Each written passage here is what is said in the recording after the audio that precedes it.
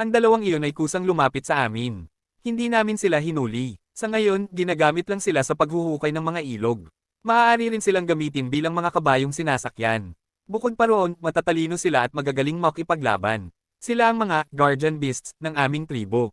Nagsimula siyang dagdagan at pagandahin ang kwento. Pagkatapos makinig, tumango sina Chong at ang matanda.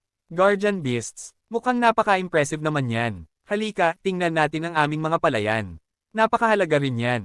Pagkasabi niya nito, inakay niya sila palabas ng bakod na pader. Hindi alam ng dalawa kung ano iyon, kaya mabilis silang sumunod dahil sa kuryosidad. Sa silangan ng bakod ay may dalawang artificial na ilog na kumikinang sa tubig. Sa magkabilang pampang ng ilog ay may mga taniman ng abaka at mga palayan. Nandoon ang mga taniman ng abaka. Sigurado akong alam ninyong dalawa kung ano iyon. Kakatanim lang namin yan ngayong taon. Noong una akong pumunta sa inyong tribo, iyon talaga ang dahilan para magtanim ng abaka, sabi niya habang itinuturo ang hilagang pampang ng irigasyon. Nang marinig iyon, hindi napigilan ni Chong at Xiaodai na mamula. Naalala nila ang unang pagkikita nila sa kanya noong hulihin nila siya at dalhin sa kanilang tribo. At narito naman ang aming mga palayan. Ito ang aming pagkain, isang bagay na kinakain namin. Dinala niya sila sa gilid ng palayan. Itinuro niya ang isang halamang palay at ipinaliwanag, ito ang uhay ng palay. Dito ito namumulaklak at nagkakaroon ng butil. Kapag hinog na ang palay, aanihin namin ang mga butil. Ang mga butil na iyon ang aming Aitetyra. Ang isang halamang palay, ang mga butil mula rito, ay sapat para pakainin ng isang matanda sa isang kainan. Ang butil na ito ay tinatawag na palay. Kapag pinatuyo, maaari itong itago ng ilang taon. Matigas ang palay, kaya kailangan itong ilagay sa palayok at lutuin bago kainin. Kapag maraming tubig, nagiging lugaw ito. Kapag kaunti ang tubig, nagiging kanin. Kayang mabuhay ng tao sa pagkain lamang ng kanin. Ito ang aming pangunahing pagkain. Pagkarinig nito, labis na nagulat sina Chong at matandang bayan, halos malaglag ang kanilang mga panga. Palagi nilang iniisip na ang pagkain ay kailangang makuha sa pangangaso at pangangalap. Ito ang unang beses na narinig nila na maaari ring magtanim ng pagkain. Bukod pa roon, ang isang halamang palay ay kayang magbigay ng sapat na pagkain para sa isang tao sa isang kainan. Ipagpatuloy mo. Kung napakaganda ng palay, bakit hindi na lang tayo magtanim pa ng mas marami? Bakit nag-aalaga pa rin tayo ng mga hayop? Hindi ba sayang lang iyon sa lakas ng tao? Tanong ni Chang na naguguluhan. Hindi niya namalayang nasanay na siyang gamitin ang salitang tayo. Kahit na maganda ang palay, hindi naman pwedeng puro iyon lang ang kainin natin. Bukod pa rito, hindi lang tayong mga tao ang kumakain ng palay. Maaari rin itong gawing pagkain ng mga hayop. Kinakain natin ang butil, at ang mga hayop naman ay pwedeng kumain ng mga tangkay at dahon. Sayang naman kung susunugin lang ang mga iyon. Bukod pa roon, ang dumi ng mga hayop ay maaaring gawing pataba sa lupa. Nakakatulong ito para maging mas marami at mas malalaki ang butil ng palay. At tungkol sa sinabi mong magtanim pa ng mas maraming palay, hindi iyon ganoon kadali. Hindi pwedeng itanim ang palay kahit saan. Kailangan itong itanim sa tubig. Ang mga palayan ay dapat laging may tubig. Halimbawa, ang mga palayang ito, kami mismo ang naghukay ng mga ilog at binago ang lupa para magawa ito. Ang dalawang ilog doon at doon, kami ang naghukay ng mga iyon gamit lamang ang aming mga kamay. Ang lupang nahukay ay ginamit namin para gumawa ng mga ledrilyo at magtayo ng mga bahay. Pagkarinig nito, halos malaglag ang panga ni Chang at ng matanda. Kayang maghukay ng ilog ng tao. Kung hindi niya ito sinabi mismo, iisipin nilang likas na nabuo ang dalawang ilog na iyon. Hindi katakataka kung bakit napansin nilang napakatuwid ng ilog noong una nila itong makita. Doon, ang ilog na iyon ay katatapos lang gawin. Plano kong palawakin pa ang palayan sa susunod na buwan. Itinuro niya ang bagong hukay na ilog. Makakapagtanim pa ba kayo ng palay ngayong taon? Gaano katagal bago mamunga ang halamang ito? Tanong ng matanda. Mula sa pagtatanim ng binhi hanggang sa pamumulaklak at pagbuo ng butil, tumatagal ito ng mahigit 3 buwan. Sa tagsibol, kapag natunaw na ang yelo at nyebe, maaari kaming magtanim ng unang ani. Maaani ito sa unang bahagi ng tag-init. Pagkatapos, magtatanim kami ng pangalawang ani. Kung mabilis kami, maaari pa kaming makaani ulit sa katapusan ng tag-init. Sa teorya, maaari pa kaming magtanim ng isa pang ani sa taglagas, pero hindi ko sigurado kung maaani namin ito bago dumating ang taglamig. Parang medyo mahirap magtanim ng 3 ani ng palay ngayong taon kung mauunawaan natin ang galaw ng panahon at temperatura, at agad tayong magtatanim pagkatapos ng bawat ani. Kung magiging mabilis tayo, sa teorya ay posible ang 3 ani ng palay. Ngayon lang unang narinig ni Chong at matandang Bien ang tungkol sa palay. Matapos ang paliwanag, tahimik silang nagkwenta. Ang isang taon ay May 14 na buwan, at 4 doon ay malamig malamig na taglamig, ibig sabihin, may 10 buwan na pwedeng pagtamnan ng palay. Ang isang halamang palay ay sapat para sa isang kainan, kaya ang isang tao ay nangangailangan ng mahigit 800 halaman kada taon, kung 2 beses kumakain sa isang araw, kung 3 beses naman, aabot ito sa humigit kumulang 1,300 halaman, nahahatiin sa 3 taniman, kung magtatanim ng 400 hanggang 500 halaman kada taniman, sapat na iyon, mukhang napaka-posible ng ganitong pinagkukunan ng pagkain, kaya pala ito ang kanilang pangunahing pagkain, ngunit siya lamang ang nakakaalam na ang pagtatanim ng 3 ani ng palay ay halos kasing hirap ng pag-abot sa langit, kahit mukhang sapat ang 10 buwan, halos imposibleng maisagawa ito sa totoong buhay, maliban na lang kung agad kang magtatanim pagkatapos mag-ani sa bawat cycle, sobrang hirap at masyadong minamadali iyon, ang pag-aani ay nangangailangan ng oras, ganoon din ang pagbubungkal at paglalagay ng pataba, ang mismong pagitan ng pagtatanim ay maaaring umabot ng hanggang 10 araw, at iyon ay mabilis na, 2 beses na ganitong pagitan ay maaaring umubos ng halos 1 buwan, kahit maitanim pa ang ikatlong ani ng palay, tiyak na hindi ito aabot sa paghinog bago dumating ang taglamig, magiging sakuna iyon, ngunit sabi nga, nasa tao ang gawa, nasa Diyos ang awa, hanggat pinag-aaralan ito ng mabuti at sinusubukan paikliin ang pagitan ng pagtatanim, baka posible pa rin itong magawa, sa huli, matagumpay na natapos ang paglilibot para sa 2 pinuno ng Tribong Bien, mas malinaw na nilang naunawaan ang Tribong Han, nagkasundo rin ang 2 panig na ang Tribong Bien ay sasapi sa Tribong Han, sa ngayon, hindi mo nalilipat ang Tribong Bien sa lugar ng Tribong Han, ngunit mula sa sandaling iyon, itinuturing na silang bahagi ng Tribong Han. Magbibigay siya sa kanila ng parehong mga kasangkapan sa produksyon at mga pang-araw-araw na pangangailangan tulad ng sa Tribong Han. Kapalit nito, kailangang ibigay ng Tribong Bayan ang buong ani nila ng hibla ng abaka sa Tribong Han. Ang unang plano ng supply ay magpadala siya ng 5 car itong hinihila ng baka papunta sa Tribong Bayan. Mga simpleng kariton ito na hinihila ng tig-iisang baka.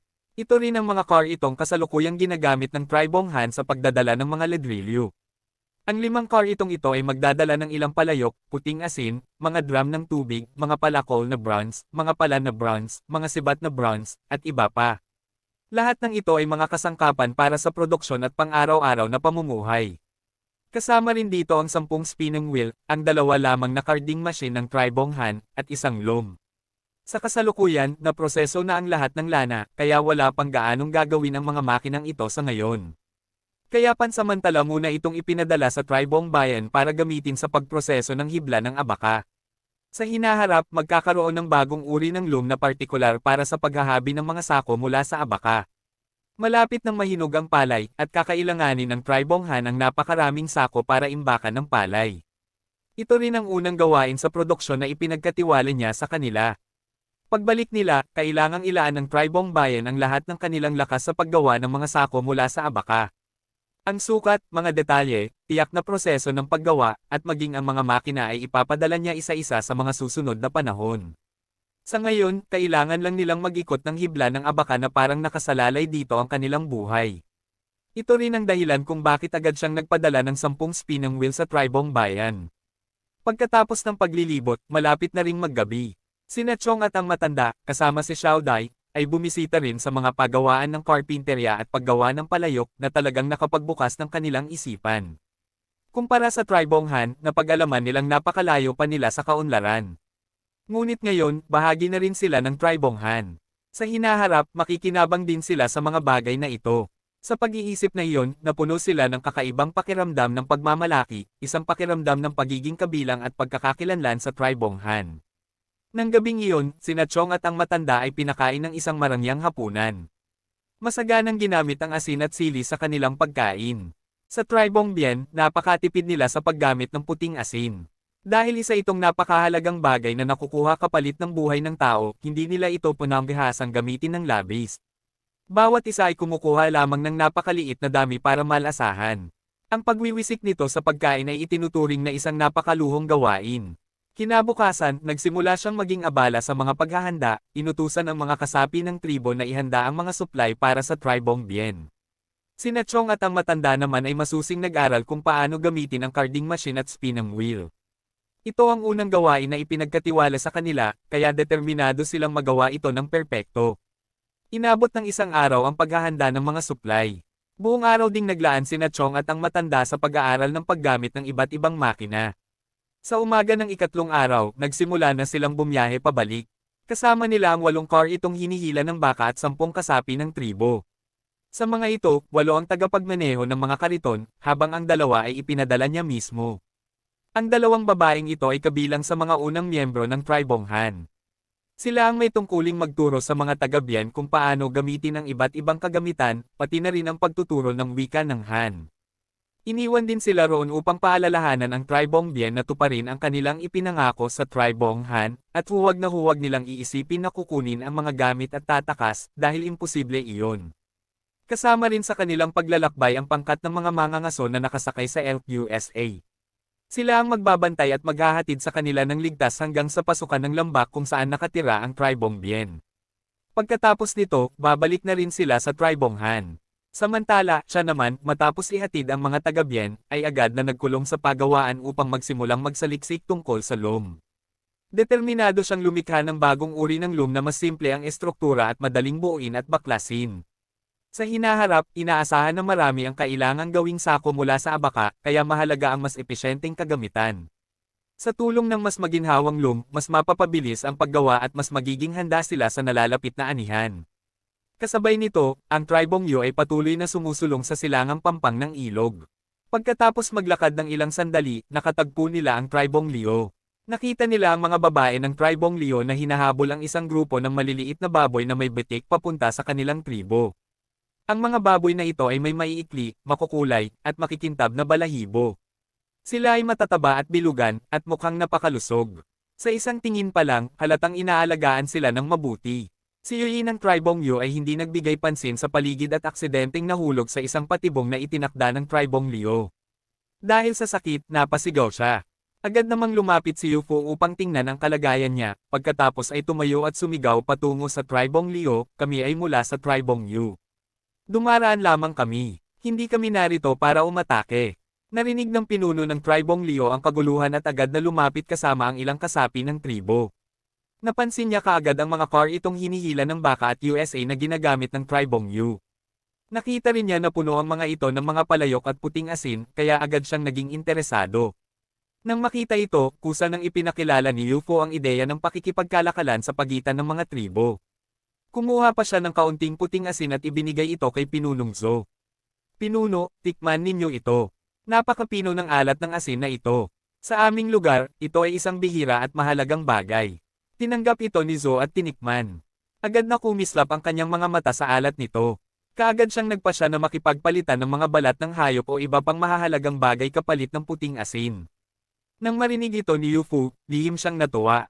Nag-isip siya sandali at sinabi, Pinuno, napansin kong kakaiba ang mga batik-batik na baboy na inaalagaan ninyo. Maaari ba akong makipagpalitan ng puting asin upang makakuha ng ilan at maiuwi? Nang marinig ito ni Zhu, naging bukas palad siya. Ngumiti siya at inimbitahan sila na maging panauhin sa kanilang tribo upang pag-usapan ng maayos ang kalakalan. Pagdating sa Tribong Liu, masiglang ipinaliwanag ni Zhou ang mga ugali ng mga baboy na may batik sa mga kasapi ng Tribong Yu. Mahilig kumain ng mga baboy na ito ng daylili at repolyo. Marami niyan sa paligid ng aming tribo. Bukod pa roon, maaari ko kayong bigyan ng mga buto at ugat ng daylili. Kung iuuwi ninyo at itatanim, maaari na rin kayong mag-alaga ng ganitong mga baboy. Nang marinig ito ni Yu Fu at ng kanyang mga kasama, naisip nilang napakagandang kasunduan nito. Umupo ang dalawang panig at sinimulang pag-usapan ang mga detalye ng kalakalan. Matapos ang isang mahabang tawaran, napunta sa kasunduan na gumamit ang Tribong Yu ng malaking dami ng puting asin kapalit ng 2 lalaking baboy, 4 na inahing baboy, at 50 big. Bukod pa roon, nagbigay rin ang Tribong Liu ng isang batang at masipag na babae upang tumulong. Dinagdagan pa nila ito ng mga buto ng repolyo, mga ugat ng daylili, at maraming balat ng hayop. Labis ang tuwa ng Tribong Yu. Dahil nasiyahan sa naging kalakalan, kanilang pinastol ang mga baboy, dinala ang mga bagong nakuha, at nagsimula ng kanilang paglalakbay pabalik sa Tribong Han. Samantala, sa Tribong Han, abala ang lahat. Bawat isa ay nakatuon sa paggawa ng mga loom. Ang Tribong Bayan naman ay abala rin sa paghahabi ng tel ang abaka ayon sa napagkasundoan. Ang Tribong Yu ay maingat na naglalakbay pauwi kasama ang kanilang mga baboy, palaging nag-aalala na baka may hindi inaasahang mangyari sa daan. Hindi rin nagpapahinga ang minahan. Sunod-sunod ang mga car itong hinihila ng baka na nagdadala ng mga mineral. Sa kabuuan, maayos ang takbo ng lahat. Para bang malapit na nilang maabot ang isang magandang kinabukasan. Ngunit hindi inaasahan, dahan-dahang dumating ang panganib sa sandaling iyon. Nang hapon na iyon, si Yubong ay nagmamadaling nagbalik sa tribo kasama ang mahigit 20 estranghero. Ang mga taong ito ay halatang takot, pagod, at puno ng sugat. Nang tanungin, nalaman na sila ay mula sa ibang tribo at tumakas bilang mga refugee. Ang kanilang tribo ay sinalakay ng isang nakakatakot na puwersa. Agad siyang lumapit upang alamin ang buong pangyayari. Ang mga tao, na nanginginig pa sa takot, ay nagsalaysay. Ang umatake sa amin ay isang grupo ng mga kanibal. May kasama rin silang isang napakalaki at mabangis na halimaw. Ang halimaw na iyon ay may anyong parang tao, at napakalakas. Isang hampas lang nito ay kayang magpalipad ng tao. Marami sa aming tribo ang napatay nila. Kami lamang ang nakatakas ng buhay. Pagkarinig nito, kumabog ang kanyang dibdib. Naalala niya ang malupit na labanan laban sa 8 lalaki noon. Walang pag-aalinlangan, agad niyang tinipon ang mga pinuno ng tribo at seryosong nagbigay ng mga utos. Choye, pumunta ka agad sa tribong bayan. Sabihin mong itigil muna ang pagpapadala ng mga supply. Pagkatapos, ipabalik mo agad ang mga taong nagmimina ng bato sa hilagang bundok at ang mga car itong nagdadala ng mineral mula sa silangan. Kaya ang mga taong nagbabantay sa mga bangka, pinabalik ang lahat. Pinapalakas ang depensa ng tribo. Ang mga grupo ng pagtotroso at pangangalap ay mananatili muna sa kanilang pwesto at ipagpapatuloy ang trabaho. Ang pangkat ng pangingisda ay magpapatuloy gaya ng dati, ngunit kailangan nilang magpadala ng tao na mahigpit na magbabantay sa lahat ng galaw sa paligid. Kapag may kakaiba, agad silang kailangang bumalik upang mag-ulat. Matapos ang mga pagsasaayos, una niyang plano ay ipatapos sa mga tao ang pag-ani ng palay sa gabi. Ngunit ng pag-isipan niya, pagod na ang lahat matapos ang maghapong trabaho. Kung pipilitin pa niya sila, bababa ang bisa ng trabaho at mas madaling magkamali. Kaya nagpasya siyang hayaang magpahinga muna ang mga tribo. Gayunpaman, upang maiwasan ang anumang sorpresa, nagtalaga pa rin siya ng 100 mandirigma na maghahalinhinan sa pagbabantay. Naupo siya sa loob ng kanyang tolda, pilit na iniisip ang estratehiya laban sa kalaban. Alam niyang sa mahigit 200 kaaway, ang pinaka-problema ay ang mga taong unggoy. Kailangan nating makahanap ng patag at bukas na lugar para lumaban. Doon natin mas mapapakinabangan ang lakas natin. Bukod pa roon, kailangan nating limitahan ang galaw ng mga taong unggoy. Ang paggamit ng lambat o lubid ay tiyak na epektibo. Oo, maaari rin tayong gumamit ng pulbos na apog para atakihin ang kanilang mga mata at pansamantalang hindi sila makalaban. Kinabukasan, nagpadala siya ng 3 pangkat ng kabalyerya na magkakahiwalay ang direksyon upang ipakalat ang balita at ipaalam sa mga kalapit na tribo at kaibigan na maging handa. Ang natitirang mga tao sa tribo ay nanatili sa lugar. Isang bahagi ng mga babae ay inutusan na mag-ani ng sili, dahil ang sili ay isang mahalagang yaman. Ang natitira naman ay nag-ani ng palay. Ang mga lalaki ay sinanay ayon sa kanilang kakayahan. Ang mga magagaling sa pagmamana ay ipinadala sa tabing ilog. Sila ang magpoprotekta sa pangkat ng pangingisda, habang ginagamit din ang pagkakataon para manghuli at madagdagan ang supply ng pagkain. 100 malalakas na lalaki ang pinagsama-sama upang magsanay sa paggamit ng meteor hammer. Sa katunayan, ang meteor hammer ay simpleng bato lamang na nakatali sa mahabang lubad. Kung matagumpay nitong mababalat ang mga taong unggoy, magiging napaka-epektibo nito. Ang iba naman ay nagsanay sa paghahagis ng maiikling lubad na may nakatali ring bato sa dulo. Hindi ito karaniwang lubad, ginagamit ito sa paghagis ng mga supot na tela na puno ng pulbos na apog upang atakihin ang kalaban. Hindi rin siya nagpahinga. Maingat niyang ginawa ang isang pansubok na supot para sa pulbos na apog, paulit-ulit na inaayos ang pagkakatali ng lubad upang makuha ang pinakamahusay na resulta. Matapos ang ilang pagsubok, nahanap niya ang tamang paraan ng pagtali. Pagkatapos, pinagawa niya sa mga babae ang 300 supot ng pulbos na apog ayon sa pamamaraang iyon. Pinagawa rin niya ang lahat ng tao ng mga sombrerong dayami na may tabing upang maprotektahan sila mula sa pinsala sa labanan. Isa-isang bumalik ang mga kabalyeryang ipinadala para maghatid ng balita. Ang grupong pumunta sa tribong bayan ay nagdala ng 30 malalaking lambat, parang isang biyayang dumating sa gitna ng pangangailangan. Ang grupong pumunta sa madilim na kagubatan ay nag-uwi ng isang bangka ng apog. Nakahuli rin sila ng maraming kuneho sa daan, kaya masasabi ring naging matagumpay ang kanilang paglalakbay. Tanging ang grupong pumunta sa hilagang bundok ang hindi nakabalik ng araw na iyon dahil sa layo ng biyahe. Sa pagtingin sa mga supply na nakuha, nakaramdam siya ng ginhawa. Ngayon, nagpasya siyang maglunsad ng paunang pag-atake upang sugpuin ang panganib bago pa ito lumala. Hindi niya maaaring hayaan na makalapit pa ang kalaban sa tribo, kung mangyari iyon, hindi matatawaran ang magiging pinsala. Kinabukasan ng umaga, isang makapangyarihang hukbo na binubuo ng 411 katao ang handa ng umalis. Kasama rito ang mga bihasang mamamana, pangkat ng Meteor Hammer na espesyal sa pagpigil sa galaw ng kaaway, pangkat sa pagkuha ng mga bihag, pangkat ng sibat at ang mabilis na Elk Cavalry, at iba pa.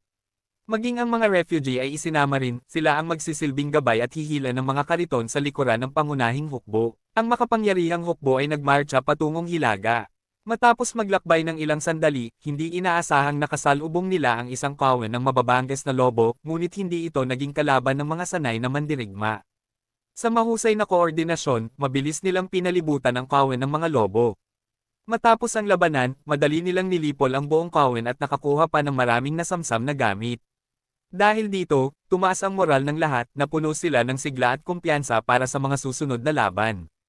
Habang papalapit ang gabi, nakarating ang hukbo sa isang lambak. Inutusan ni Shui ang ilang lalaki na magsiyasat sa paligid. Nang bumalik sila, may dala silang mga refugee mula sa tribong puno. Ayon sa kanila, sinalakay ang tribong puno ng mga kanibal, at nagkawatak-watek ang buong tribo. Ang iilan na ito lamang ang nakatakas ng buhay. Pagkarinig nito, hindi napigilan ni Hanfeng ang makaramdam ng habag.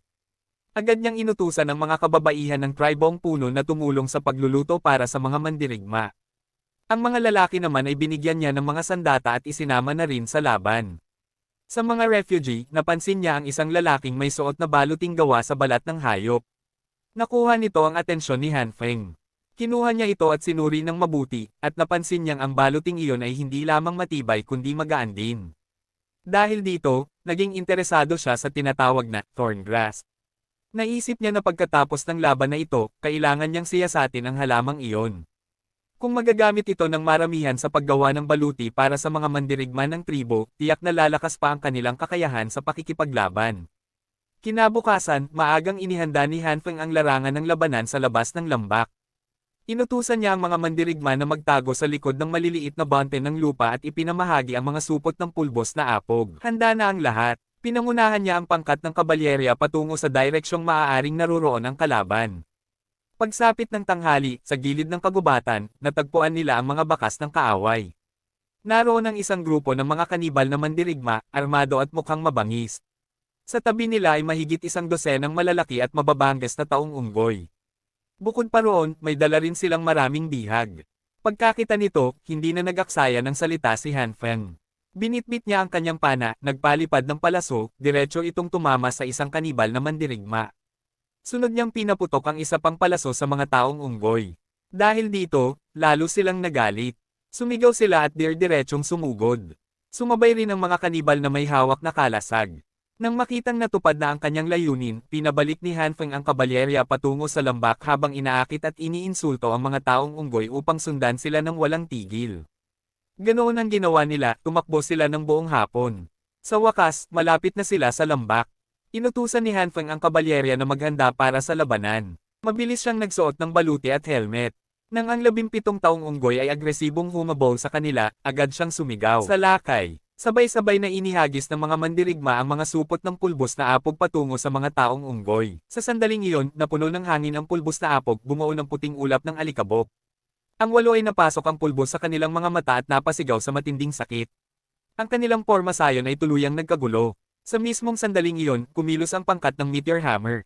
Agad silang sumugod at ginamit ang mahahabang lubid ng kanilang sandata upang mahusay na putulin at paghiwa-hiwalayin ang porma sayon ng 8, isa-isa silang inihiwalay.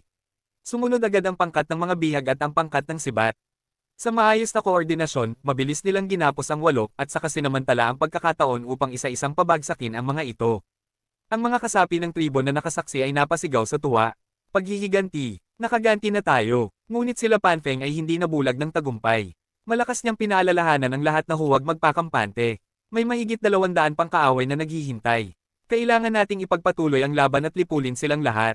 Pagkarinig nito, sabay-sabay na sumigaw ang lahat ng sigaw ng lakas, hinigpitin ang hawak sa kanilang mga sandata, at naghanda para sa susunod na labanan. Labis ang taas ng kanilang morale, parang kaya nilang durugin ang kahit sinong kalaban. Halos gabi na ng mga oras na iyon. Inakay ni Hanfeng ang mga mandirigma pabalik sa kampo sa lambak. Hinugasan nila ang kanilang sarili sa malinaw na sapa, inalis ang alikabok, at nagsimulang maghanda ng hapunan. Nagtipon ang lahat sa paligid ng siga, masiglang naghahanda ng pagkain habang pinag-uusapan ang laban na katatapos lang. Hinangaan ng lahat ang estratehiya ng pinuno, lalo na ang hindi inaasahang paggamit ng pulbos na apog. Ngunit kaunti lamang ang dala nilang pulbos na apog. Sa sandaling iyon, ang gabay mula sa tribong puno na may pag-aalalang mukha ay tumayo at tila hindi mapalagay. Pinuno, hindi ninyo maaaring gamitin ang parehong paraan laban sa natitirang mga tribo. Kitang-kita ko mismo, ang mga bihag mula sa aming tribo ay kasama nila. Kung lalaban kayo ng ganoon, baka mapahamak ang sarili naming mga kasamahan. Tumanggaw si Panfeng, senyales na naiintindihan niya, at mahinang nagsalita.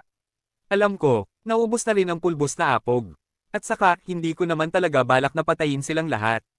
Naguluhan ang gabay, hindi patayin. Tumingin si Panfeng at mahina akong ipinaliwanag.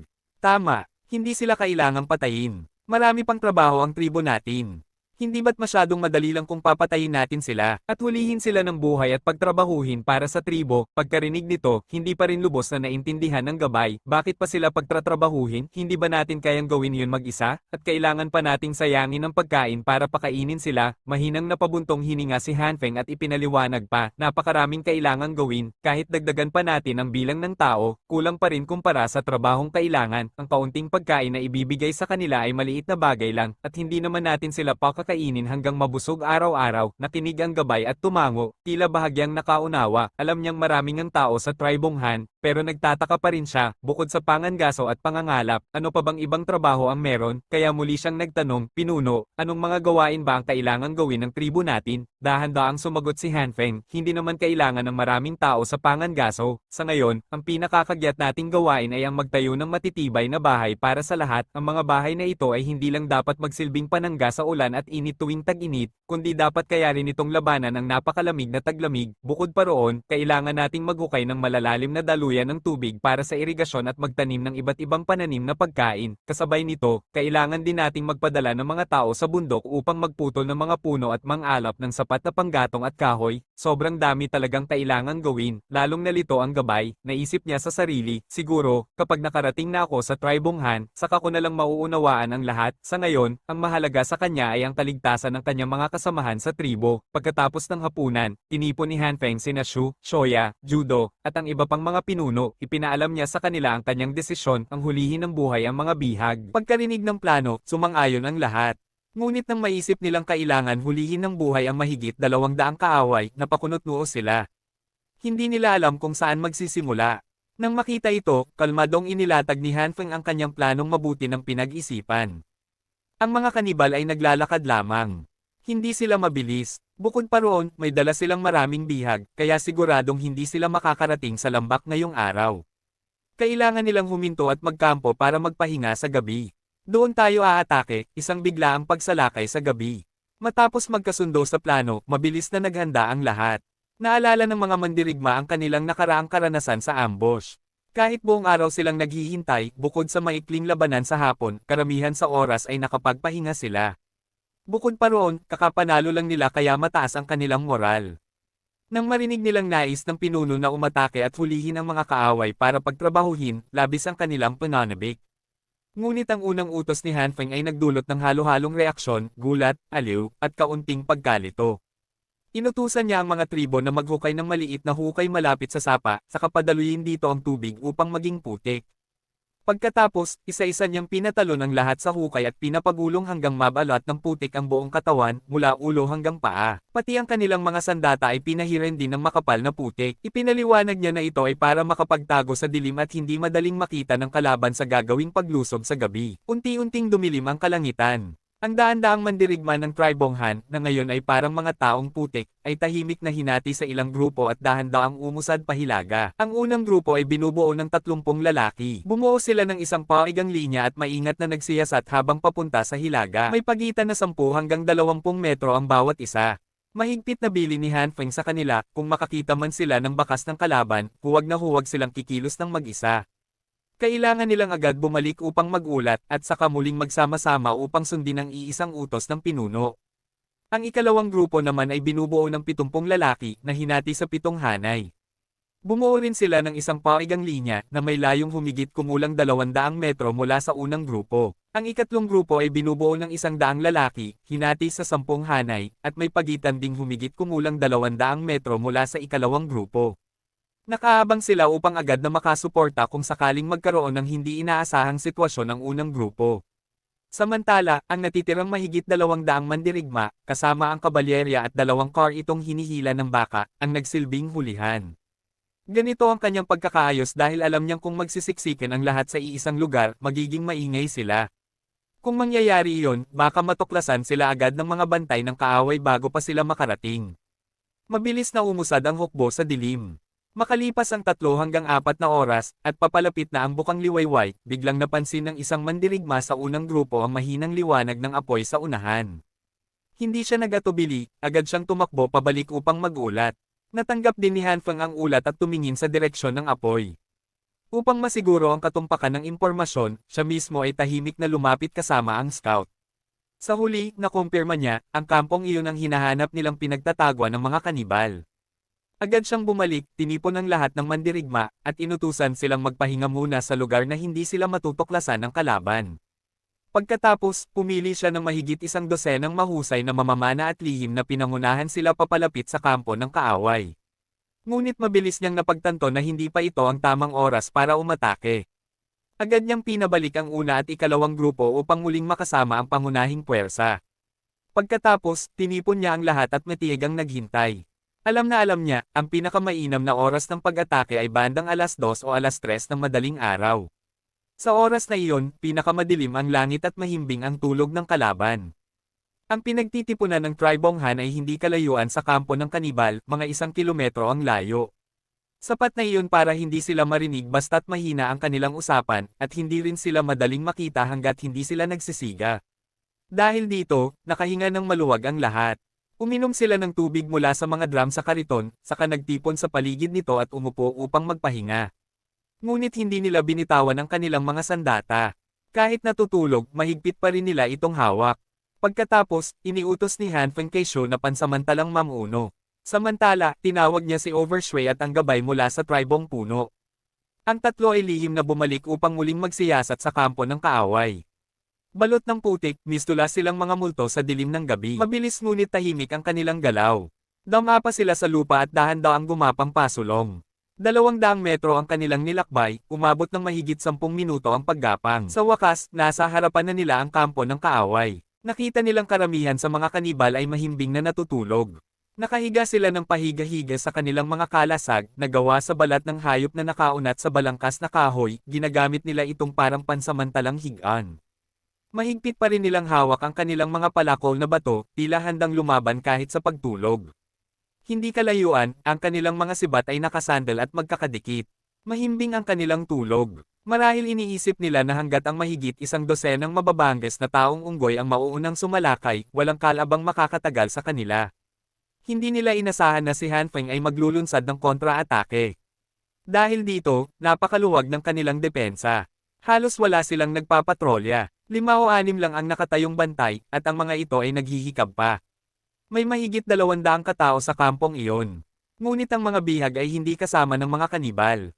Nakakulong sila sa hiwalay na lugar, bahagyang nasa hilaga, wala pang 10 metro ang layo. May ilan ding bantay doon, at mas alerto ang mga ito, marahil natatakot na baka makatakas ang mga bihag. Kasama sa mga bihag ang mga lalaki, babae, at mga bata. Kaninang umaga, nakita ni Hanfeng na nasa 60 hanggang 70 sila, ngunit ngayon, mahigit 50 na lamang ang natitira. Nagtaka siya kung nasaan ang iba. Biglang may narinig siyang mahinang daing sa tabi niya, kasunod ang tunog ng marahas na pakikibaka. Paglingon niya, nakita niyang tinatakpan ni Zuto ang bibig ng gabay habang pilit itong pinipigilan sa lupa. Malaki ang mga mata ng gabay sa takot, at umaagos ang kanyang luha habang nakatitig sa isang bantay. Ang bantay ay may hawak na kakaibang bagay na inihaw, mukha itong braso ng tao. Kinakain niya ito ng may gana, may kasamang malakas na tunog ng pagnguya. Pinigil ni Hanfeng ang kanyang pagkasuklam at galit. Tumingin siya sa gabay at sinenyasan itong huwag kikilos. Matapos makuha ang malinaw na larawan ng depensa ng kalaban, tahimik silang umatras nang hindi gumagawa ng kahit anong ingay. Pagbalik, agad niyang ipinaliwanag ang plano sa kanyang mga mandirigma. Pumili siya ng 50 mamamana at inutusan silang ito ng kanilang pag-atake upang lipulin ang mga bantay. Kailangan itong gawin ng mabilis at malinis, walang dapat mabuhay. At higit sa lahat, hindi sila dapat gumawa ng malakas na ingay na maaaring gumising sa natutulog na kalaban. Pagkatapos, nagtalaga siya ng 50 malalakas na mandirigma. Kapag napatay na ang mga bantay, sila ay papasok ng palihim sa kampo upang kunin ang mga sibat ng kalaban upang mawalan sila ng pinakamapanganib nilang sandata. Ang natitirang mahigit 300 mandirigma ay nakapwesto sa paligid bilang ambush. Kapag natapos ang unang dalawang gawain, sabay-sabay silang aatake. Gagamit sila ng 30 malalaking lambat upang ihagi sa ulo ng mga kalaban. Ang mga mandirigmang walang lambat ay aatake mula sa gilid. Ang unang layunin nila ay agawin ang mga palakol na bato ng kalaban upang tuluyang mawala ang kakayahan nitong lumaban. Pagkatapos nito, magiging mas madali na, susugod na lamang sila sa mano-manong labanan. Tutal, halos doble ang bilang ng mandirigma ng Tribong Han kumpara sa kalaban, at mas maayos pa ang kanilang sandata, kaya hindi magiging mahirap kontrolin ang sitwasyon. Matapos ang masusing pagmamanman at pagpaplano, bandang 2:00 na ng madaling araw nang magsimula ang paglusob. Gaya ng dati, tumakbo muna sila hanggang sa umabot sa 200 metro ang layo, sa kadahan-daang gumapang. Nauna ang mga mamamana. Mas mabagal at mas maingat ang galaw ng lahat dahil kahit kaunting ingay ay maaaring makabunyag sa kanila. Pagkaraan ng mahigit 20 minutong paggapang, narating ng daan-daang mandirigmang balot ng putik ang posisyon na wala pang 40 metro mula sa kalaban. Ngunit hindi sila lumapit pa. Ang mga mamamana lamang ang umusad hanggang mga 20 metro ang layo. Naghintay sila ng utos ni Han Feng dahil hindi sila makakapana habang nakadapa. Makalipas ang 1 o 2 minuto, nanatiling walang kamalay-malay ang mga bantay. Ang mga natutulog ay hindi man lang gumagalaw. Nang makita niyang handa na ang lahat, ibinigay niya ang senyales. Ginaya niya ang huni ng isang ibon sa tubig, 2 matinis na tunog. Napahinto ang mga bantay, nagtataka kung anong uri ng ibon iyon. Ngunit hindi na nila nalaman. Sa mismong sandaling iyon, biglang tumayo ang 50 mandirigmang balot ng putik na parang mga multo. Nakahanda na ang kanilang mga pana, at sa isang iglap, pinakawalan ang mga palaso sa dilim. Sunod-sunod na tumama ang mga ito, at agad na bumagsak ang mahigit 100 ng bantay, bawat isa ay tinamaan ng 3 o 4 na palaso, lahat nakamamatay. Nang masigurong wala ng bantay, tumayo si Han Feng at kumaway bilang hudyat. 50 mandirigma ang tahimik na sumugod sa kampo. Inagaw nila ang mga sibat na nakasandal sa lupa at agad itong itinapon palayo. Kasunod nito, ang natitirang mandirigma ay ramagasan na parang rumaragas ang baha, ngunit nanatiling tahimik ang lahat. Walang sumigaw. Sa halip, agad silang naghagis ng malalaking lambat sa mga kumpol ng kalaban, lalo na sa mga grupong 5 o 6 ang magkakasama. Ang mas maliliit na grupo ay hinayaan sa ibang mandirigma. Nang bumagsak ang unang lambat, nagising ang mga kalaban sa gulat. Ngunit pagdilat pa lang nila, nabalot na sila ng lambat. Kasunod nito, agad na sumugod ang mga mandirigma. Pinagbubugbog sila ng suntok at sipa, dahilan para mapasigaw sa matinding sakit. Hindi sila makawala sa lambat, at hindi rin nila maigalaw ang kanilang mga palakol na bato. Ang 60 hanggang 70 kalaban na hindi nahuli sa lambat ay nagmamadaling tumayo upang lumaban. Instinktibo nilang sinubukang kunin ang kanilang mga sibat, ngunit paglingon nila, wala na ang mga ito. Wala silang magawa kundi gamitin ang kanilang mga palakol na bato bilang depensa. Ngunit ang mga mandirigmang balot ng putik ay may mahahabang sandata, kaya hindi sila maabot ng mga kanibal. Hindi rin sila nang ahas na ihagis ang kanilang mga palakol, dahil kapag ginawa nila iyon, mawawalan sila ng sandata at para na rin silang patay. Dahil dito, nagkaroon ng pansamantalang pagkapata sa ilang bahagi ng labanan. May ilan ding kalaban na agad tumakbo nang marinig ang kaguluhan. Nang makita nilang napapalibutan na sila, natakot sila at tumakas, ngunit hindi rin sila nakalayo, nahuli sila ng mga mandirigmang gumagamit ng meteor hammer. May 5 o 6 naman na matitigas ang ulo na nagtipon-tipon at lumaban ng todo gamit ang kanilang mga palakol. Ngunit mabilis silang napatay ng mga sibat na bronze. May ilan ding agad naghagis ng kanilang mga palakol. Nakapagdulot man ito ng ilang pinsala sa Tribong Han, nang mawalan sila ng sandata, agad silang dinumog ng mas maraming mandirigma at pinagbubugbog. Sa laban na ito, ang pinakatumatak ay si Shuso. Bilang isang mamamatay, hindi siya sanay sa paggamit ng sibat na bronze. Mas gamay niya ang kanyang mahabang tungkod. Sa pagpasok niya sa gitna ng kalaban, para siyang isdang nasa tubig. Ang kanyang tungkod ay minsang tumutulak ng diretso, minsang umiikot ng paalang, minsang bumabagsak pababa, at minsan ay pumapalo paitaas. Napakalakas ng bawat galaw, kung saan tumama ang kanyang sandata, may kalabang bumabagsak. Ngunit pinipigilan niya ang sarili, pinapabagsak lamang niya ang mga kalaban, hindi pinapatay. Hindi nagtagal ang magulong labanan. Mabilis na napasuko ang kalaban, pinabagsak sa lupa, at pinahirapan hanggang mawala ng lakas. Nang makontrol na ang lahat, inilabas ng mga mandirigma ang kanilang mga lubid at sinimulang gapyusan ang mga bihag. Iniutos ni Hanfeng na kunin ang mga sibat na kanilang nasamsam at putulin ang matutulis na dulo gamit ang palakol upang matira lamang ang kahoy na katawan. Pagkatapos, inilagay ang mga ito sa likod ng mga bihag, itinali ang kanilang dalawang kamay dito, saka inikat sa kanilang leeg at hinigpitin hanggang maging parang cross ang pagkakatali. Sa ganitong paraan, hindi sila makakawala. Kapag pumalag sila, lalo lamang silang masasakal. Makaraan ng halos 20 minuto, lahat ng bihag ay mahigpit ng nakagapos. Pagkatapos, pinatumba sila, hindi sila makatayo, nakahiga lamang sa lupa at sumisigaw. Ngunit kapag nagwala sila, agad silang pinapalo. Unti-unti, wala nang nang-ahas magreklamo o lumaban. Sa huli, nagsagawa ng bilang ng mga bihag at ang mga tao. Sa kabuuan, umabot sa 237 ang kalaban. Sa mga ito, 29 ang napatay sa pamamagitan ng pana o sibat, at 208 naman ang nahuling buhay. Sila ang naging unang grupo ng mga alipin ng Tribong Han, at ito ay permanenteng pagkaalipin. Hindi na sila magkakaroon ng pagkakataong maging bahagi ng tribo. Sa laban na ito, walang nasawing mandirigma mula sa Tribong Han. 5 o 6 lamang ang nagtamo ng magaang sugat. Bukod pa rito, 57 bihag ang nailigtas, sila ang mga kasapi ng dalawang tribong na unang sinalakay. Matapos marinig ang kwento ng kanilang mga kababayan, masaya silang pumayag na sumapi sa Tribong Han. Sa katotohanan, wala na silang kakayahang protektahan ang kanilang sarili. Matapos ang laban na ito, lalo pang lumakas ang kapangyarihan ng Tribong Han. Ngunit para kay Hanfeng, ang pinakamahalagang pakinabang mula sa ekspedisyong ito sa Hilaga ay hindi lamang ang pagdami ng tao at paglawak ng teritoryo. Higit pa rito, ito ang unang pagkakataon na nasubok nila ang isang bagong taktika, at matagumpay nilang natalo ang mahigit 100 taong unggoy gamit ito. Napatunayan nilang may epektibong paraan upang harapin ang malalaking labanan sa hinaharap. Para sa pangmatagalang pag-unlad ng tribo, napakalaki ng kahalagahan nito. Dagdag pa rito, sa loob lamang ng isang araw, nakamit nila ang 2 sunod na tagumpay. Lubos nitong pinataas ang moral ng buong tribo. Sa 2 laban na ito, si Hanfeng, bilang pinuno, ay gumamit ng napakahusay na mga estratehiya na halos walang nasawi sa kanilang panig. Dahil dito, lalo pang tumaas ang kanyang prestihiyo sa mata ng mga mandirigma. May isa pang mahalagang bagay na hindi niya nakakalimutan, ang thorngrass ng tribong puno. Ang halamang ito, na maaaring maglabas ng natural na resin, ay may napakalaking potensyal. Para sa pag-unlad ng tribo, kailangan niyang makuha ito at madala pabalik. Nagpahinga ang mga mandirigma sa lugar hanggang hating gabi. Habang unti-unting lumiliwanag ang langit, tinawag ni Hanfeng si Dashu. Inyong pangunahan ang pangunahing hukbo at mauna na. Sa daan, bantayang mabuti ang mga bihag.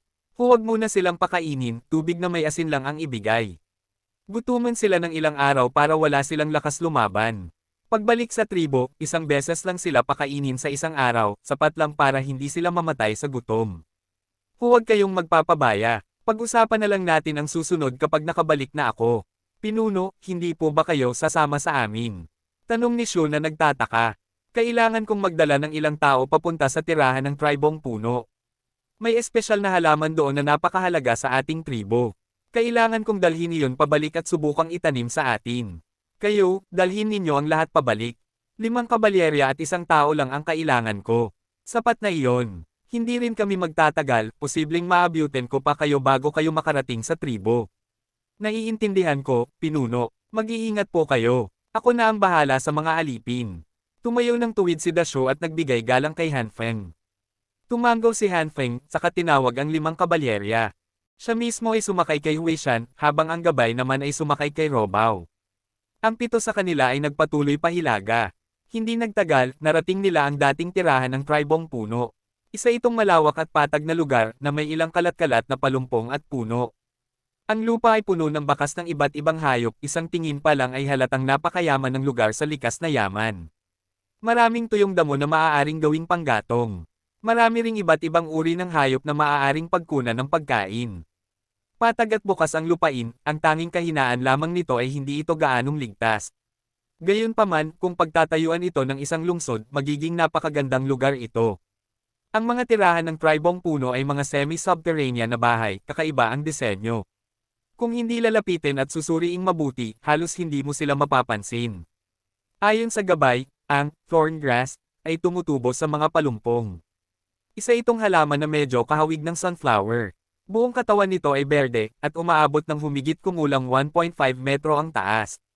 Sa tuktok nito ay may bulaklak na kasinlaki ng palad. Ngunit hindi ito tulad ng sunflower, ang gitna ng bulaklak ay puno ng maliliit na butas na naglalaman ng mga buto. Tinatayang nasa 200 buto ang bawat bulaklak. Ang mga buto ay halos kasing laki ng soybean, at ang itsura nito ay kahawig ng buto ng lotus. Ang tangkay ng thorngrass ay tuwid, may diametrong humigit kumulang 2 sentimetro, bahagyang mas makapal kaysa daliri ng tao. Natatakpan ito ng pinong balahibo, ngunit ang mga ito pala ay maliliit na tinak na napakatatalas. Sa unang paghawak niya rito, agad siyang natusok. Hindi nagtagal, namaga ang kanyang daliri. Hindi ito dahil sa lason, kundi reaksyon ng katawan sa resin ng halaman. Ayon sa gabay mula sa tribong puno, kapag nasanay na ang katawan sa matagal na paghawak nito, hindi na nangyayari ang ganitong reaksyon. Napailing si Han Feng. Mukhang sa hinaharap, kailangang tiisin ng mga tao ng tribo ang sakit habang inaani ang resin mula sa halamang ito. Ang mga tangkay ng thorngrass ay tumutubo rin ng malalaking dahon na hugis oval at kulay dark green. Bawat dahon ay may habang humigit kumulang 1 talampakan. Ang likod ng dahon ay may mga bukol-bukol na umbok na puno rin ng resin. Naging curious si Han Feng. Gumamit siya ng punyal at bahagyang hiwain ang tangkay. Agad, may umagos na puting resin mula sa hiwa, mabagal man, tuloy-tuloy naman ang paglabas nito. Kapag naipon, makakakuha ng malaking dami. Tinatayang ang bawat halaman ng thorngrass ay makapagbibigay ng humigit kumulang 300 gramo ng resin. Napakaganda na ng ani na ito, ngunit mas kapana panabik pa ang sumunod na impormasyon. Masiglang paliwanag ng gabay. Pagkatapos anihin ng resin, sa loob lang ng 7 araw, nakaka-recover na muli ang halaman at nakaka-produce ulit ng kaparehong dami. Napasinghap si Han Feng. Kung ganoon, ilang beses ito pwedeng anihin sa 1 taon. Tanong niya, kumikislap ang mga mata sa tuwa. Pwedeng simulan ang pag-ani kapag nagsisimula pa lang mamulaklak ang halaman. Tingnan mo lang ang mga umbok sa likod ng dahon, kapag lumaki na, ibig sabihin pwede nang anihin. Ang thorngrass ay namumulaklak sa unang bahagi ng tag-init at tuloy-tuloy sa loob ng 2 buwan. Hanggat may bulaklak pa, maaari kang mag-ani ng resin. Pagsapit ng kalagitnaan ng tag-init, unti-unting nalalanta ang bulaklak. Makalipas ang humigit kumulang 1 buwan, hinog na ang mga buto. Kusang bumubukas ang maliliit na butas sa ulo ng bulaklak, at nahuhulog ang mga buto sa lupa, mabilis silang tumutubo muli bilang bagong halaman. Pagsapit ng taglagas, muli silang nahihinog. Maaari ring kainin ang mga buto, bagaman kakaiba ang lasa.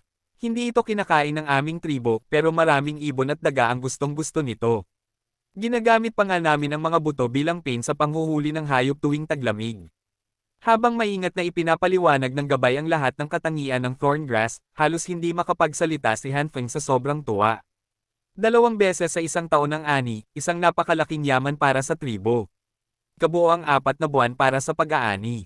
Kung 300 gramo ng resin ang makukuha sa loob ng 7 araw, at may 2 panahon ng pag-aani sa 1 taon na umaabot sa humigit kumulang 120 araw, lalabas na mga 17 cycle ng pag-aani iyon.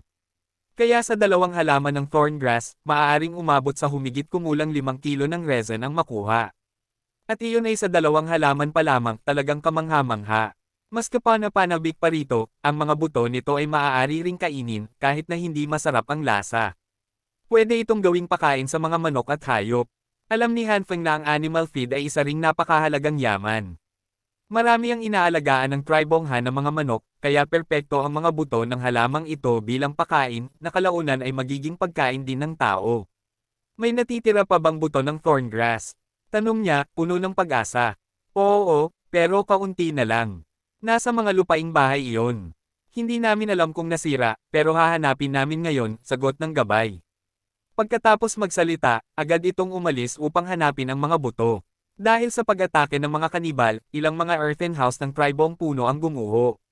Kaya tinulungan ni Han Feng ang lahat na maghukay sa mga guho, habang ginagabayan sila ng tagapagturo. Sama-samang nagtrabaho ang lahat, at sa huli, nakakuha sila ng maraming itim, bilog na buto na parang black beans, humigit kumulang 50 hanggang 60 gin ang dami. Pagsapit ng gabi, nagpasya si Han Feng na magpalipas muna ng gabi roon. Muling naging abala ang lahat, may naghanap ng panggatong, may naghanap ng ibon at kuneho gamit ang pana. Hindi nagtagal, nakahuli sila ng ilang ligaw na manok at kuneho, kaya may pagkain sila sa susunod na 2 araw. Sa hapunan, gaya ng nakasanayan, nilagyan ni Han Feng ng puting asin ang pagkain. Ngunit sa pagkakataong ito, biglang nagsalita ang gabay. Sabi nito, nakita na raw niya ang ganoong uri ng asin noon. Labis na nagulat si Han Feng. May minahan ng asin dito. Naisip niya, agad niyang tinanong, saan mo ito nakita? Kung lalakad ka patungong pagsikat ng araw sa loob ng 5 araw, may tatawirin kang ilog. Sa kabila nito, may tinatawag na fairy lake. Sa tabi ng lawa, may mga bato na may ganitong uri ng bagay. Ngunit ang puting asin doon ay hindi kasing puti ng sa inyo. Isang salt lake, may ganoon dito sa malapit. Bulong ni Han Feng, lalong lumalakas ang kanyang kuryosidad. Kung ganoon, bakit tinatawag na fairy lake? Dahil lang ba maalat ito? Pinilit pa niya ang gabay sa mga tanong. Hindi lang iyon, dagdag ng gabay, sa paligid ng fairy lake, maraming mababangges na hayop ang nagbabantay. Mayroon ding mga may sungay na hayop. At sa mismong lawa, may isang maliit na isla na kayang lumipad. Tahimik na nag-isip si Han Feng. Binabantayan ng mga hayop, normal lang iyon. Ang asin sa tubig ay umaakit ng mga hayop dahil kailangan nila ng mineral. Ang lumulutang na isla, dagdag niya sa isip. Mataas ang density ng tubig alat, kaya pwedeng may mga batong parang mangkok na lulutang. Posible rin iyon. Ngunit nang tanungin niya ang gabay tungkol sa detalye ng isla, hindi ito makasagot ng maayos. Ang maliit na islang iyon, lumilipad sa ere, sabi ng gabay na nanginginig. Natigilan si Han Feng. Lumilipad sa ere. Tumango ang gabay. Hindi ito mataas sa tubig, pero nasa itaas ito. Sa paligid ng lawa, may mga napakalalakas na baging na tumutubo pataas at umaabot sa isla na siyang humahawak dito.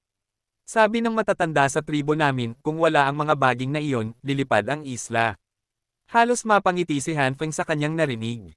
Lumilipad na isla. Kalokohan ito. Agad niyang sinubukang ipaliwanag gamit ang kanyang nalalaman. Siguro magnetic field anomaly, malaking deposito ng bakal, o geological uplift. Habang mas iniisip niya ito, lalo siyang nasasabik. Kung totoo ngang napakalaking iron ore deposit iyon, maaaring napakalawak ng sukat nito. Posibleng napakataas ng iron content, perpekto para sa paggawa ng bakal.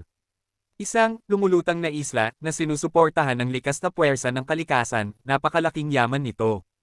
Chieftain, ano po ang nangyayari? Maingat na tanong ni Dolly nang makita siyang nakatulala. Biglang natauhan si Han Feng at pinunasan ang gilid ng kanyang bibig. Gusto kong pumunta sa Fairy Lake, matatag niyang sabi. Maaaring may kailangan tayo roon. Marami pa nga, nagulat si Dolly. Pero, hindi ba marami na tayong puting asin sa tribo? Ang layo pa pala para kumuha ng puting asin, tanong ni Dolly na naguguluhan. Hindi puting asin. Ang tinutukoy ko ay ang bagay na nagpapalutang sa islang iyon sa langit, sagot ni Han Feng habang bahagyang ngumiti, ngiting parang isang taong nakatagpo ng ginto. Ang bagay na kayang mag-angat ng isang isla. Sabay-sabay na nagulat ang mga kabalyerya. Ang gabay na nakatayo sa tabi nila ay hindi agad nakaunawa. Ngunit nang ipaliwanag sa kanya ni Dali, napatitig din siya kay Han Feng nang may pagkamangha. 2 araw pa lang siyang kasama ng tribong Han at kaunti pa lang ang alam niya tungkol sa mga nagawa ni Han Feng.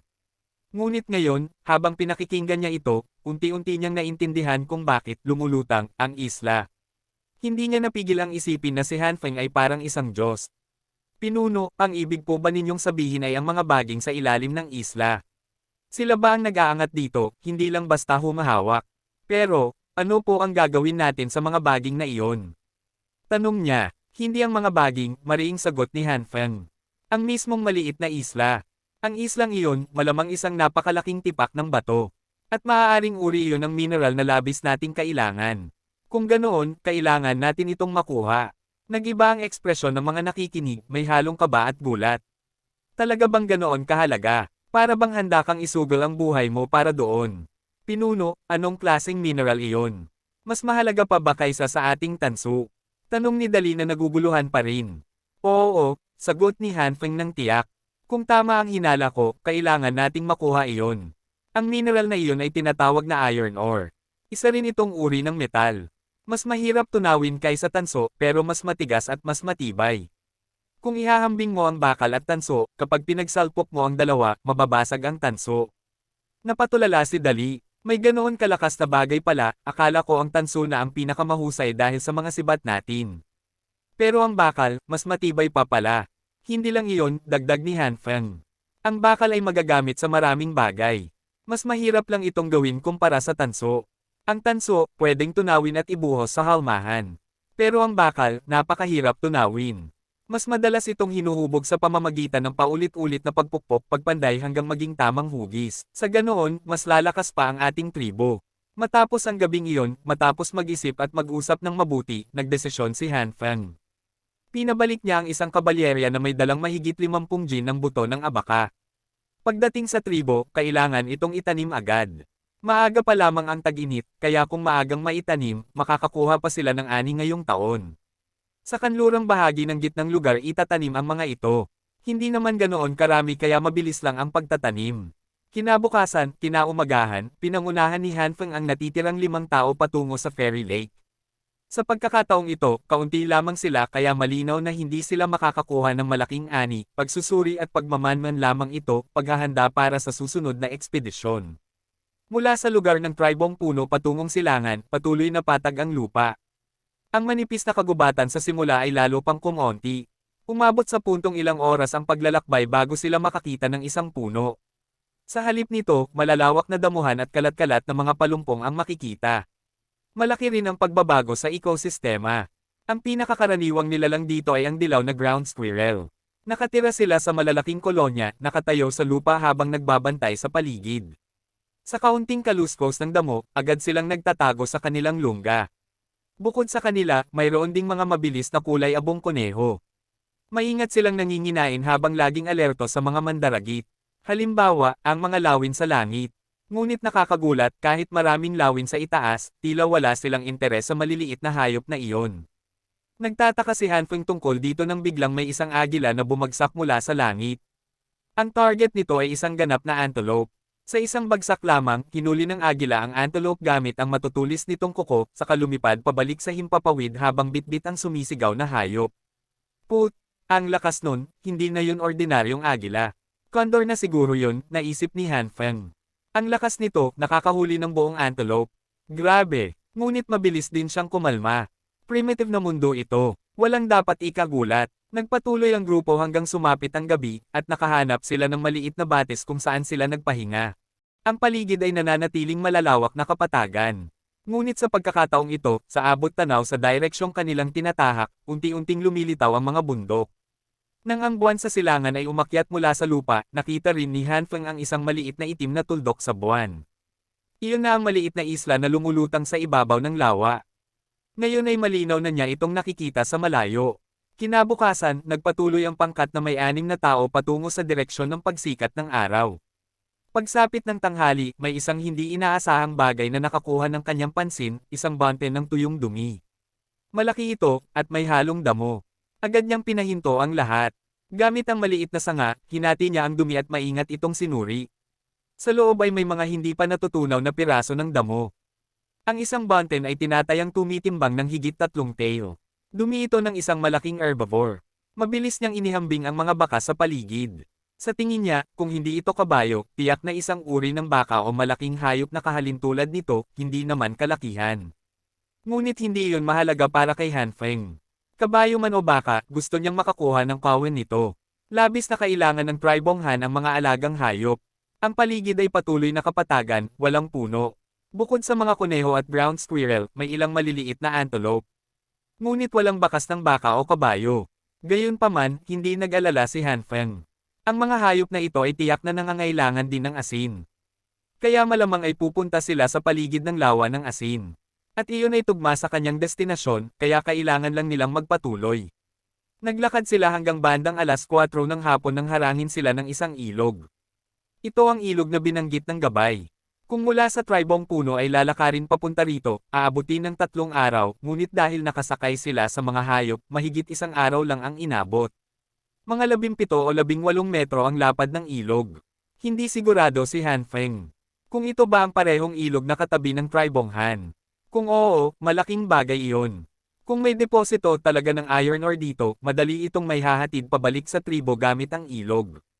Mukhang pagbalik nila, maaari nilang sundan ang ilog upang magsuri pa sa unahan. Pinuno, napakalawak ng ilog. Paano tayo tatawid? Tanong ni Dali. Tanungin mo ang ating gabay. Ang tribo nila dati ay pumupunta sa Salt Lake, malamang nadaanan na nila ito, sagot ni Han Feng habang lumilingon sa gabay. Oo, noon, diretso kaming lumalangoy patawid. Hindi naman ganoon kalalim ang ilog na ito. Kaya tawirin lang talaga sa paglangoy. Hindi lang namin alam kung kaya ng mga hayop na kasama naming lumangoy. Pinuno, marunong bang lumangoy ang lahat? Dagdag ng gabay. Siyempre, may ilog din ang aming tribo. Naliligo pa nga kami roon. At ang mga elk at elepante, marunong ding lumangoy. Kaya naming lahat tumawid. Pero sabi mo kanina, lumalangoy din kayo rito noon. Ibig bang sabihin, madalas kayong pumunta sa Salt Lake? Tanong ni Han Feng. Hindi naman madalas. 2 beses lang sa isang taon, tag-init at taglagas. Bawat punta, hindi bababa sa 10 mandirigma ang kasama. Ang pinakamalalakas sa tribo lang ang pinapayagan naming kumuha ng asin noon. Kailangan kasi sa bawat pagkuha, sapat iyon para pakainin ang buong tribo ng kalahating taon. Dahil napakalayo ng biyahe, at malapit sa Fairy Lake, ay may mga mababangas na saber-tooth beast, napakadelikado talaga. Kahit 10 pa ang kasama, may pagkakataon pa ring may mamamatay. Pagkatapos marinig ang paliwanag ng gabay, napatingin si Dali sa 4 o 5 taong kasama nila at medyo nag-alinlangan. Pinuno, tutuloy pa ba tayo? O maghintay na lang tayo at magdala pa ng mas maraming mandirigma sa susunod? Tanong niya, anong ikinatatakot mo? Sa susunod, mas marami tayong dadalhin. Pero sa pagkakataong ito, tutuloy pa rin tayo, sagot ni Han Feng. Pagkasabi nito, nauna siyang pumasok sa ilog sakay si Hui Xian, at sinubukang tawirin ito. Dahil tag-init na, mainit ang panahon. Nang mabasa siya ng malamig na tubig, parang biglang gumaan ang pakiramdam niya, komportable, presko, at nakakapag-relax. Maliwanag at malinaw ang tubig ng ilog. Lubos na inilubog ni Han Feng ang sarili hanggang sa ilalim at sinukat ang lalim gamit ang kamay niya. Mga 5 o 6 na metro ito, parang malalim na swimming pool. Si Robel at Wei Xian ay parehong mahilig sa tubig. Pagpasok pa lang nila sa ilog, ayaw na nilang lumabas. Sinasalok nila ang tubig gamit ang kanilang mga ball at ini-spray, parang 2 batang naglalaro. Kinagat ni Dali ang kanyang ngipin at dahan-dahan pinasok ang ilog kasama ang kanyang elf. Mahigpit niyang niyakap ang leeg ng hayop dahil mukhang natatakot ito sa tubig. Isa-isa ring tumawid ang iba pa hanggang sa makarating sila sa kabila. Nagpahinga sandali ang grupo sa gilid ng ilog. Nang matapos maglaro sina Robel at Wei Xian, saka lamang sila muling nagpatuloy sa paglalakbay patungong silangan. Nagbago muli ang tanawin sa silangang Pampang. Mas marami ng puno ang lumitaw, ngunit kapatagan at mga palumpong pa rin ang karamihan. Sa malayo, unti-unting tumataas ang lupa at nagsimulang lumitaw ang mga burol. Sa langit, muling nakita ang malalaking anino ng mga dambuhalang agila. Patuloy pa rin silang lumilipad patungong silangan, tila doon sila nakatira, malapit sa Salt Lake. Ang lumulutang na isla sa malayo ay unti-unti na ring lumilitaw. Ayon sa gabay, kung naglalakad lang, aabutin pa ng 2 araw bago marating iyon. Sa pagtataya ni Han Feng, kung tuloy-tuloy lang ang lakad, mga 50 hanggang 60 lipa ang layo, depende sa lupain, pwedeng mas malayo pa. Pagsapit ng dapit hapon, habang naghahanda sila ng hapunan, biglang may narinig silang matinis at nakakairitang sigaw mula sa malayo. Napakasakit pakinggan sa tainga. Sa sandaling marinig iyon, agad na nawala ang gana ni Han Feng. Naisip ni Han Feng na baka tunog ng baka o kabayo iyon, pero bigla niyang napagtanto, hindi pala. Ang nakakarinding sigaw ay mula sa isang asno. Ngunit hindi rin iyon ang inaasahan niya. Nang makita niya ang hayop na gumagawa ng nakabibinging iyak, natigilan siya at ang mga kabalyerya. Kabayo iyon. Mukhang bagay na bagay para sakyan, pero hindi tuwa ang lumabas sa mukha ni Han Feng. Sa halip bahagyang nang inag ang gilid ng kanyang bibig dahil ang nasa harap nila ay isang kawan ng mga zebra. Pinuno, anong klaseng hayop iyon? Para silang asul na antelope na nahuli natin dati, tanong ng isang kabalyerya. Tiningnan sila ni Han Feng. Ang hilig ninyo sa kakaiba. Zebra ang gusto ninyong sakyan. Ngunit sa kabilang banda, napaisip siya. Kailangan na kailangan ng tribong Han ang mga hayop na pantrabaho at panakay ngayon. Kung kabayo man o kahit anong kapalit nito, malaking tulong na iyon. Kaya nagdesisyon siya. Kailangan natin silang mahuli. Kahit gaano karami ang hayop natin, hindi pa rin sapat. Kung makakahuli pa tayo, mas mabuti. Makakatulong iyon sa pagpapalawak ng sakahan at pagtatanim ng palay. Pero hindi ngayon. Sa susunod, magdadala ako ng mas maraming tao at sisikaping mahuli ang buong kawan ng zebra. Bilasan ninyong magtayo ng kampo at magsiga. Mukhang tumatakbo ang mga zebra na iyon, posibleng may mababangas na hayop sa paligid. Mag-ingat ang lahat. Opo, pinuno. Agad na kumilos ang mga lalaki. Nagtayo sila ng apoy at naghanda ng pagkain. Di nagtagal, umangat ang usok ng kampo at kumalat sa hangin. Sa malawak na kapatagan, napakadaling makita ang usok. Hindi nagtagal, napansin ito ng mga dambuhalang agila sa himpapawid. Pagkatapos, ipinarating nila ang balita sa kanilang mga amo, ang tribo ng mga agila na naninirahan sa lumulutang na isla sa ibabaw ng Salt Lake. Sila ay espesyalista sa pagpapalaki ng mga agila para sa pangangaso. Sa sandaling iyon, isa-isang bumababa sa lumulutang na isla ang mga gintong ulo at malalaking buntot na agila na may dalang sari-saring huli. Father, bumalik na si Chukako. May dala siyang maliit na kabayo. Isang batang lalaki na mga 8 o 9 na taong gulang ang masayang bumati sa kanyang agila. Tinitingnan niya ang maliit na kabayong dala nito at buong galak na ipinakita sa kanyang ama, ang pinuno ng tribo. Ang Chuka ay pangkalahatang tawag sa lahat ng Adjo ang inaalagaan ng tribo ng agila. Unti-unti rin itong lumalaki, gaya mo. Bigyan mo siya ng pinakamagandang bahagi ng karne ngayon, sabi ng pinuno na sining sa kanyang anak. Opo, ama. Agad na kumilos ang bata. Gamit ang batong kutsilyo, hinati niya ang maliit na kabayo, inalis ang lamang loob para kainin ng agila, at binigyan ito ng kalahati ng karne. Ang bata naman ay kumuha lang ng kaunting bahagi, mga harapang paa, kaunting laman, at balat ng kabayo. Sa tribo ng agila, ang relasyon ng tao at Chuka ay hindi amo at alipin. Ito ay parang magkaibigan o magkapatid. Dahil ang mga Chuka ay may napakahabang buhay, umaabot ng 50 hanggang 60 taon, kaya nilang samahan ang isang tao sa buong buhay nito. Karaniwan, bawat tao ay may iisang kasama na agila lamang. Bumubuo sila ng isang ugnayang hindi mapaghihiwalay, mas matibay pa sa tunay na pag-ibig. Hinuhugasan ng bata ang kanyang Chuka, at maingat pa nitong inaayos ang mga balahibo nito. Pagkatapos, lumingon ang bata at tiningnan ang papalubog na araw. Ama, bakit hindi pa bumabalik si Bachuka ngayon? Malapit nang magdilim, tanong niya. Ang tinutukoy niyang Bachuka ay ang agila ni Pinunong Ing, at siya rin ang pinakamalakas na agila sa buong tribo. Bigla, habang natapos magsalita ang bata, isang malakas na sigaw ng agila ang umalangaw-ngaw sa di kalayuan. Bumalik na ang Bachuka ng tribo ng agila. Iba ito sa ibang agila, puti ang mga balahibo nito. Ngayon, uli itong nakabalik, ngunit ang dala nitong biktima ay napakalaki, isang ahas na mahigit 10 metro ang haba. Wasak ang ulo ng ahas dahil sa matalim na tuka ni Bachuka. Hindi ito lumapag. Sa halip, lumipad ito ng mababa at ibinagsak ang ahas. Pagkatapos ay muling umakyat sa himpapawid, umikot ng ilang beses. Sa huli, pumarap ito sa kanluran at sumigaw ng 2 beses bago lumapag sa lumulutang na isla, naghihintay na ipamahagi ng pinuno ang pagkain. Ama, ano ang sinabi ni Bachuka? Tanong ng bata. Umikot siya ng 6 na beses at sumigaw ng 2 beses pa kanluran. Ibig sabihin, may 6 na tao na nanggaling sa kanluran.